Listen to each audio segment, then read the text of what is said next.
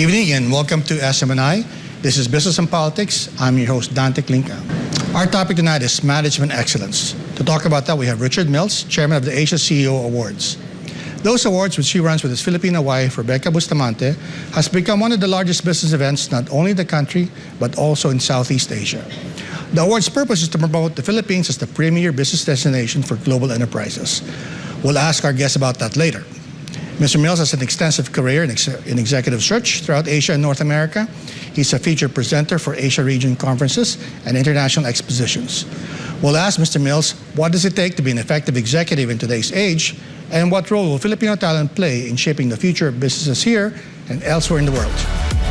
Richard? Hello. Richard Mills, welcome to Business and Politics. Thank you for making time. Thank you very much. Very nice to be here with you. Okay. Do you mind if I call you just Richard, or? Please, I'll call you Klink. Klink is sure. You know how Filipinos are. We love our nicknames, right? Absolutely. Well, you know, I've always thought, you know, that you're doing something pretty smart and pretty interesting, because your background is executive search. You have the successful events business going on, and of course, in the mix of all of this, you're here in the Philippines. Partly or mainly because you're married to a Filipina who's also a good friend of ours, Rebecca. I'm just wondering, you know, the awards have been going on for more than a decade now, and you know, but your core business, or how it got started, and correct me if I'm wrong, really was executive search. And I was wondering how those two interests are coming along, right? Or has the events part become so big now that that's become the main business, and the search has been sort of the ancillary activity now? Sure. The event side started partly because of search. So in order to, you know, to say to a client that, yes, we're active in the business community, we know people, events were nice things. We just never expected the Philippine economy to explode as it has, and our events kind of followed along. Right. So the initial purpose, though, was to highlight the good that was going on in Philippines, because there's lots of people talking about the bad. Sure. But we wanted to we'd be biased, only highlight the good.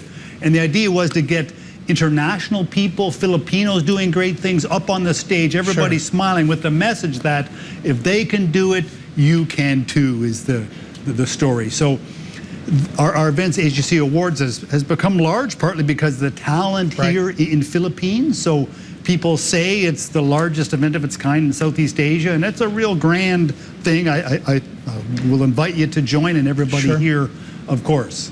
Well, how's the events going on? Because, you know, after the pandemic, of course, all the face-to-face events were disrupted. Are you back to normal? I know you were holding a number of events per month, and we were talking earlier that your pace now is about once a month. Is that where you were before the pandemic, or is it more or less? It is. So we're back to, people really are, I don't know, revenge eventing, call it, or something. They're eager to see people face to face. People want to see each other and share the germs and all of that. So we were just in Cebu. It was a great standing room only, Clark, all these things. So it's really exciting.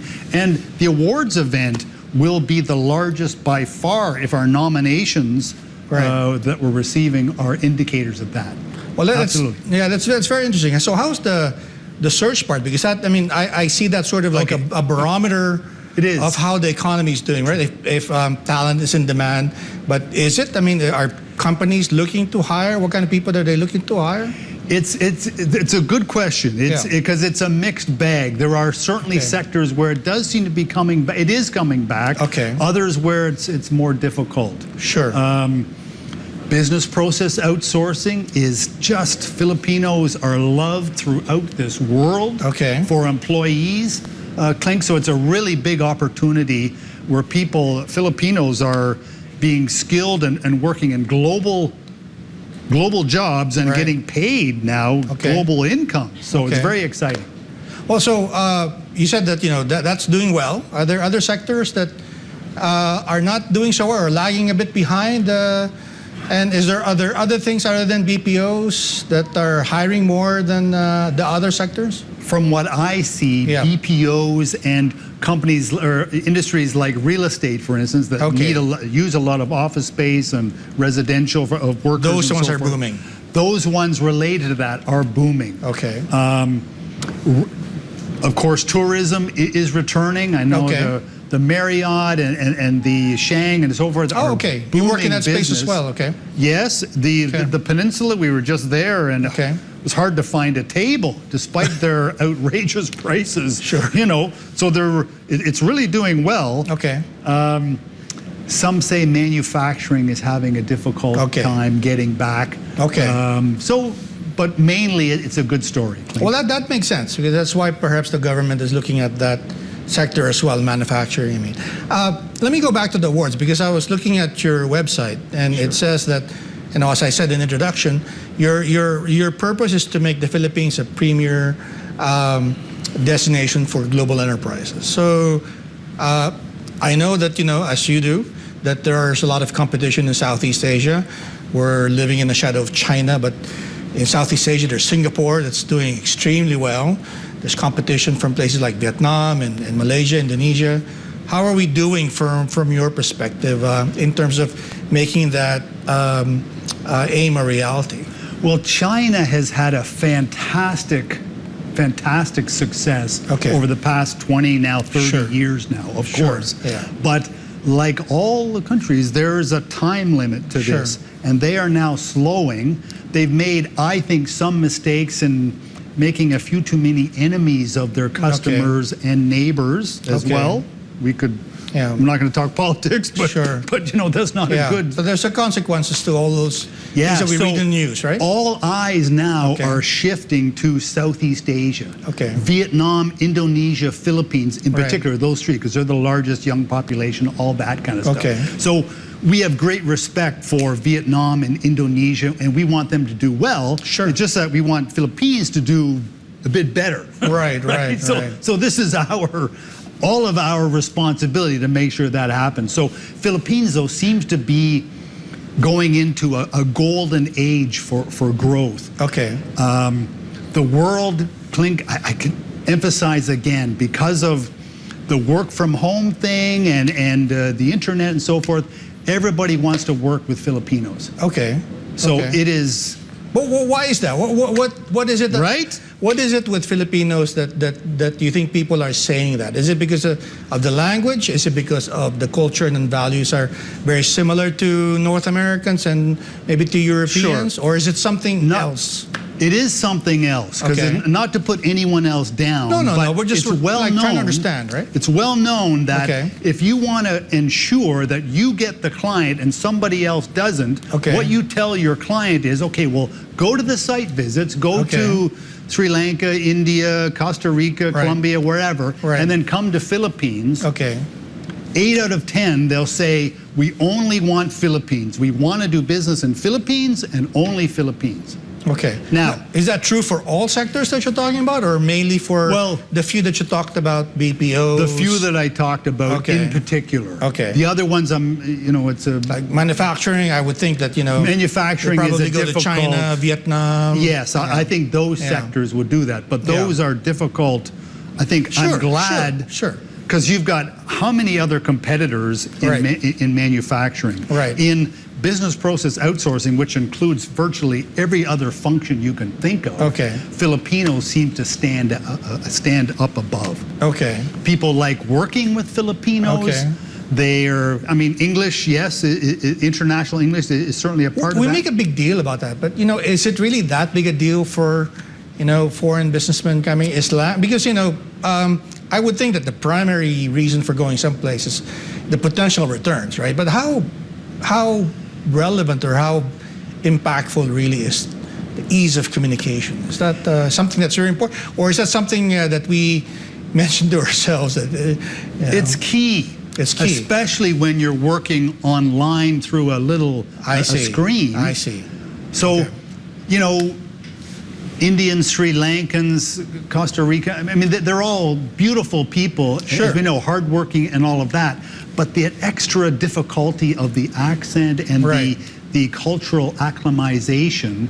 I know in India, it used to be standard that you would put TV stations, American TV stations in the actual floors where people were working, so that Indians could learn about American culture and so forth. Well, in Philippines, they're already doing that. Okay. They watch basketball, they watch Right. American shows and all kinds of stuff. So they're much easier to acclimate with. So it's a key advantage Philippines has. And is that, translatable to cost? I mean, do they save Good on question. training for something that gives us an additional advantage over these places? It's a good or- question, because Philippines is now one of the higher cost Okay. locations, but Really? it's always the most desired.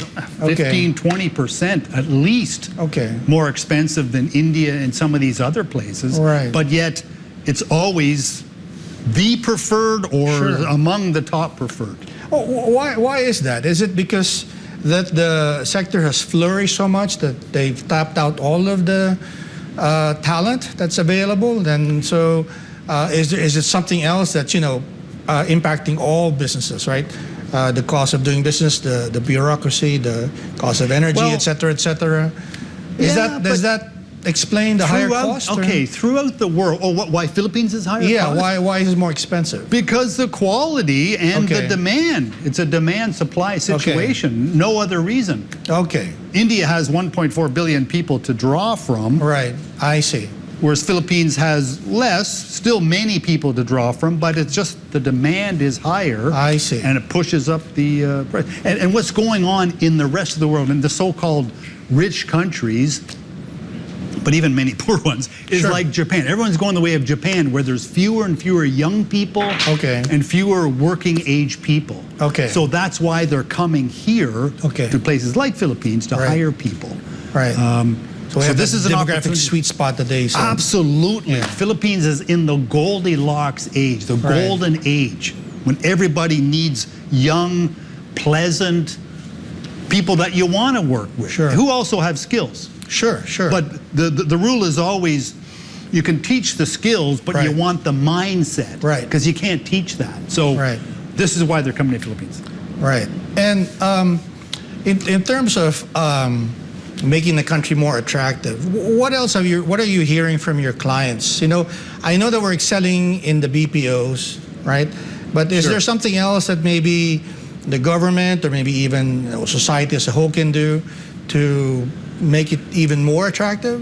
I know all of the other countries are also doing their improvements. They're investing in They a are. number of things, right? Good point. So how do we keep up? I guess in terms of our competitiveness, do you think? Well, despite, sometimes I think Filipinos, it's always a surprise that they're such smiling, nice, fun people about most things except their own country. They're a bit too gloomy about Okay. themselves. Okay. But the rest of the world sees Philippines as one of the world's great growth opportunities. So there's many things that are going well. Now, the previous administration, Duterte, got infrastructure Sure. moving, and they are a big credit. So that for resonates well with your clients? Oh, tremendous. Okay. If they can, it used to be clients would be lost because they would arrive on the at the airport. Yes. And then the trip from the airport to the site Right. might be a 3-hour drive. I see. Especially if it rains or it's a payday or something Sure. like that. Sure. That's a bad thing. Now they're driving on beautiful elevated things. Skyways, they see yeah. point-to-point buses and Yeah. all the nice bridges and so forth. And then on the weekends, you can take them to Boracay. It was beautiful. It's another thing that he, took a risk to Yep, save, sure. so to speak. Yeah. So all these have a big impact. So what else can be done? The red tape and so forth is I mean, we talked about this because Sure. Filipinos sometimes get the idea that red tape They were is the only something one, right? Yeah. only in Philippines. But Yeah. I'm telling you, Filipinos listening, it's everywhere. Okay. So anything that can be done to remove that, Okay. it is the one thing that, or one of many things the current Marcos administration is doing, is you see him now on the TV giving speeches Sure. to the world, saying all the right things about, we got to fight climate change and human rights, all the good stuff that should be talked about. Sure. So that gives Philippines a good face, right? So people feel comfortable now. Duterte, all the great things he did, and I would never ever put anything down. I know it's popular now to kind of put him down, but he was Sure. a fantastic, him and his team, Right. the fantastic things they did. The one thing is, some of the things he said sometimes was, Yes. so that's all I would say. This guy, Well, on the business side, it was Marcos, welcome, right? fantastic. Marcos, now he's doing both, so it is very exciting. So we're coming into a time when, so I didn't really answer your question, but if they can remove some of the red tapes, it takes, when you hear about Singapore where you can just get online Sure. with your computer and then 12 hours later you've got a business, Yeah. with all the permits and everything is done and you can go, you're in business, and then here it takes months sometimes. That's a, Sure. so we can prove that. Well, on that note, we'll just take a quick break. We're talking to Richard Mills of the Asia CEO Awards. We'll be right back. Great.